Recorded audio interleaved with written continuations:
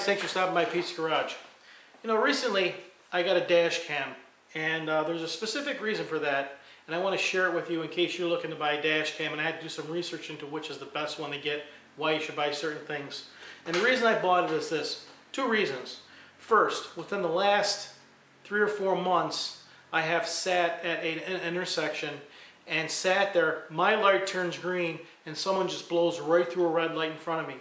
Just 2 weeks ago, I was sitting at a light, the light turned green, and it's a notorious intersection, so I sat there and I counted 1001, 1002. 3 seconds after my light turned green, this girl comes flying by through the red light, never even slowed down. I checked, never even had her brake lights on, and when I watched her, she's going by, texting on her phone. So our roads have become extremely dangerous with distracted drivers. But that was not the most important or the most significant reason why I got one of these. I was driving on a highway and I was going one direction, and I noticed a car kind of angled towards me coming the other direction. Luckily there was a concrete center barrier. And the car was about, I'll say, 200 yards ahead of me. Came up, hit the center barrier, rode up that center barrier, and the car flipped over. And I saw this car on the other side of my rearview mirror, the car's flipped over. Now if I had a dash cam, I would have captured the whole thing on video, but I didn't. Now I was going the opposite direction on a highway, and I couldn't just stop to see if they need help. Everybody else stopped, I couldn't stop. I couldn't just stop. Fire trucks came, it was a big scene, and it turns out, I watched the news the next day, turns out it was a young person in a car, distracted driver on a phone, wasn't paying attention, hit the center median, and the car flipped over.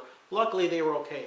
Now if you've ever been in an accident and suffered herniated discs, ruptured discs, any kind of injury because of a car accident, you know how difficult it is to prove who was right and who was wrong. I personally have had 2 accidents like that. In the winter, someone was coming towards me, they slammed on their brakes, they slid into my lane, head-on collision. Really bad.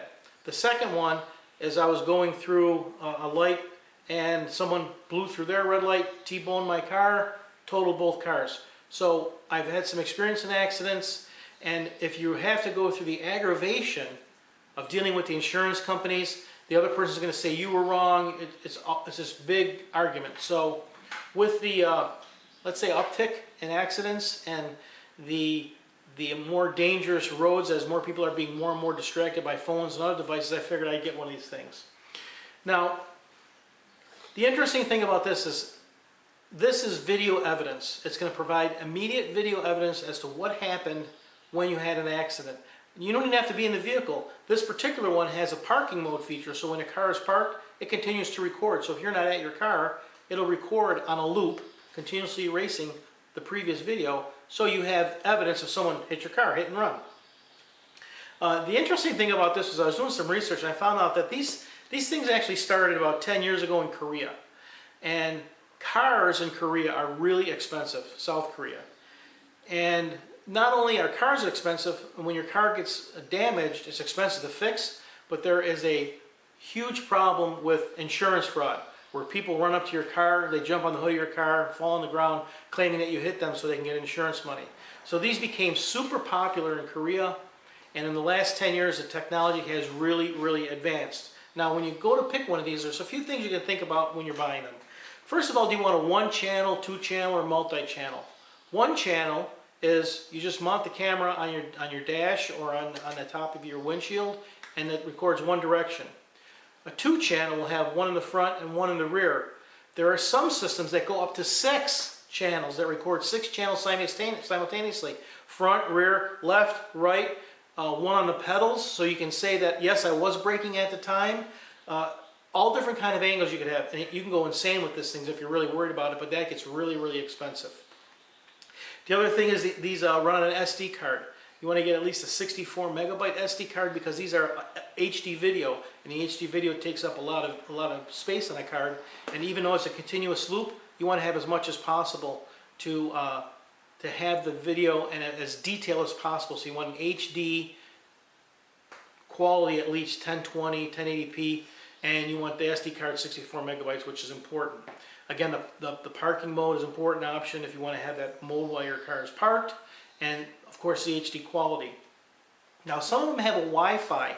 They have Wi-Fi, and it doesn't mean that you're going to hook up to your computer or wherever you are, you're going to hook up to it.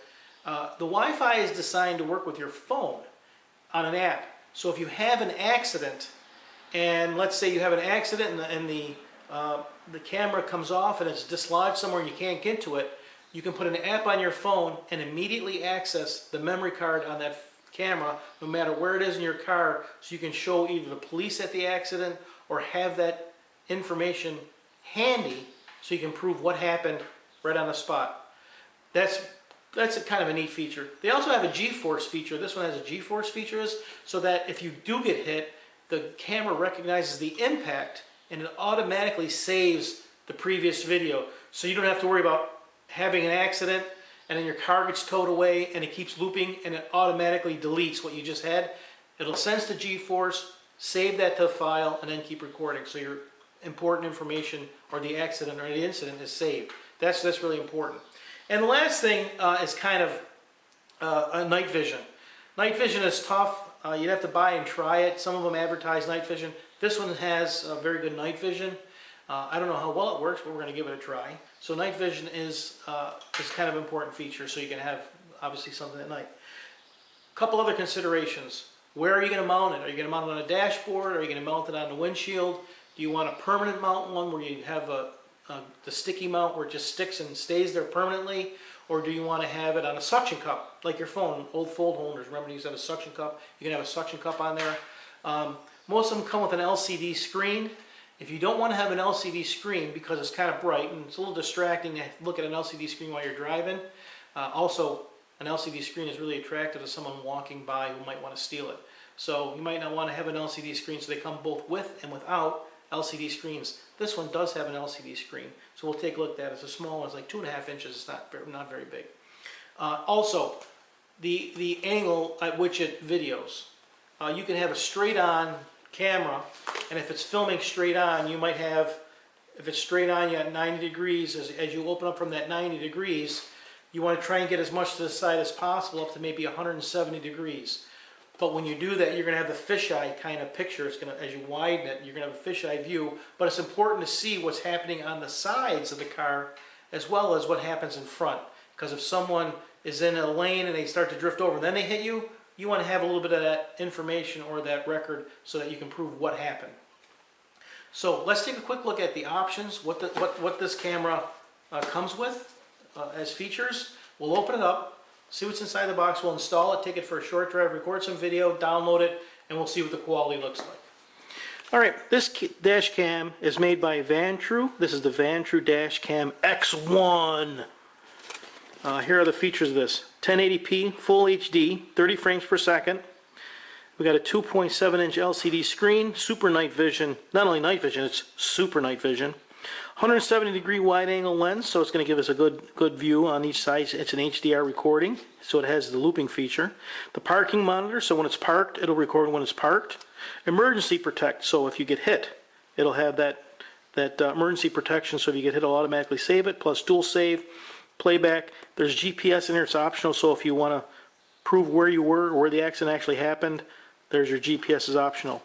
I do not have Wi-Fi on this one. I did not get that option. So let's take a quick open look at the box. We'll see what's inside. Of course, the instructions, which nobody ever reads. And here's the camera. Now these things are a lot smaller than you would think. I mean, look at that. It fits in the palm of my hand. A 1080p camera that records full HD in the palm of your hand. Remember those big camcorders? Look at how small this thing is. So there's our camera. I'll just set that aside for now. And, of course, I don't want to break it, so let me put it on there. Let's see what else we got here. The accessories.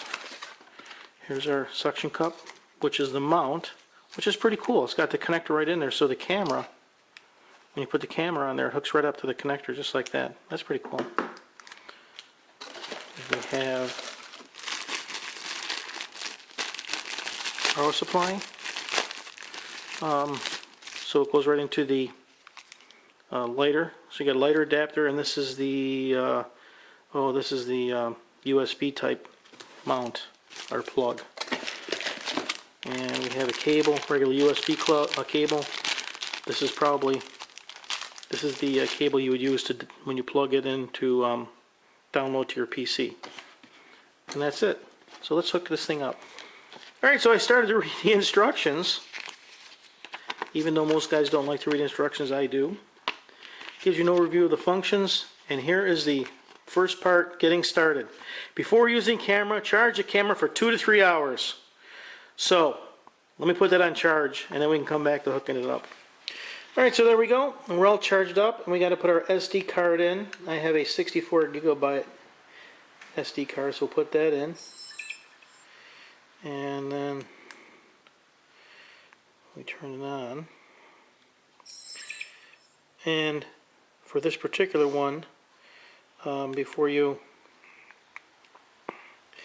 use it, you have to format it. So I formatted that already. So now this is kind of cool because you can use it as a camera. You can go into this mode here and then shoot a picture, which is kind of cool. This little blinking red light means it's recording, so I can stop recording. Goes in the camera there. You see I have a 5-minute on time, so it records for 5 minutes after you stop. It's always in 1080 full high definition. It's in mode is record loop mode, and the G force detector is on there. So if I stop this and that's not recording, if I shake it, let's see here. If I had it, how did that work? Oh, there. It starts recording. So it starts recording when it sees some kind of vibration. My SD card's installed. All right, let's put it in and see, put it in the car and see how it works. All right, before we do that, we'll go and just put it on the mount here, and this kind of bracket kind of slides in and locks in place, just like that. All right, that's the right side up, and here's the button for recording. Camera button is closest to your side, so if you want to take a picture. But let's go put it in and see how it looks. Alright, so we got this little device here, and this mounting tab simply locks that way. You turn that, and that's what puts the suction cup on. That's also where the charging jack is. So the cool thing is, when this is fully charged, you don't have to have the USB plugged into anything. You just unplug it, because you don't want to have a cord hanging down while you're driving. And you want to have this up as far as possible so you can see out the windshield. You want to have it as close as possible. So I put it on there, lock our, move my mirror out of the way, and then turn this on to point it where I want to have it pointed. I want to have it over here a little bit more, so I'll just take this down, move it over, maybe move it down a little bit. There, that's better. So now I can see over the hood of the car. I'll just stop it so it's not recording. Now it also comes with this. This is the lighter plug, lighter jack. And the cool thing about this is you can swivel this open. You got a little USB plug there, so it's also a utility accessory jack for USB. I'll plug that into my lighter outlet, and they give you enough cord here. And again, you only need this if you are charging it up. So I'll just plug that in just for the hell of it, just so it's charging up. I'll leave that there just temporarily. You can take that down when you're not driving. And all right, that's recording. So let's take it for a ride and see how it looks. All right, so we're recording now as we drive, and I have it set up so the LCD screen goes off after 30 seconds. So after you're driving and after you start, it's not plugged in. You can see it's running on the battery source for the unit itself, and that LCD screen should go off in just a few seconds. You can time it anywhere from 30 seconds up to 5 minutes. There you go, it just went off. So now as you're driving, you don't have an LCD screen lit up while you're driving in the car at night. And when I put my mirror back in place from the driver's seat, I can't even see it. The thing is hidden. It's completely out of view. So it's kind of pretty handy. All right, we're back from the trip. Now the video, download from the USB slot. You can also view this on your television. You just plug your HDMI cable in there, and you can plug it right in and watch it live on a screen. But let me go download this, and we'll see what the video looks like.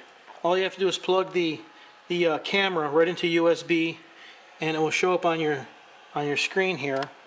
as a removable disc. Removable disc E, you got two choices, event and normal. And when you click on normal or event, you have all your video. So that's all the video that was captured during an event. The event is me hitting it, or that's normal, and here's an event. That's when you hit record manually. Pretty cool. So there we have it, the Vantrue OnDash X1 dash cam. Pretty small unit, takes great video, easy to install, easy to set up, and real easy to take the video off. Now I will have a video record of anything should it happen to me, and if you get one, you can have video record should it happen to you. Maybe you'll have something else to watch here besides those Russian car accidents that we see all the time. If I capture something, I'll have it on video. Thanks for stopping by Pete's Garage.